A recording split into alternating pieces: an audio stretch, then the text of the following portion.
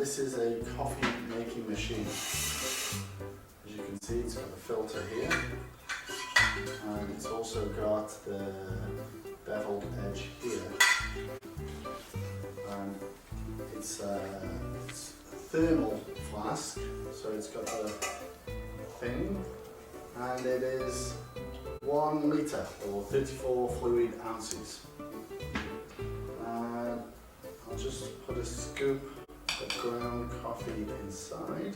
I think that's enough for me. Using the Polivia kettle. Okay, it's starting to boil.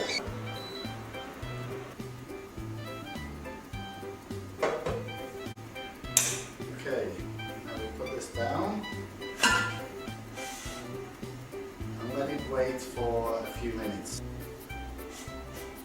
Push this down so it filters the coffee. So let's see, just pointing forward. And there we go, beautiful coffee. And as simple as that, we have a beautiful cup of coffee.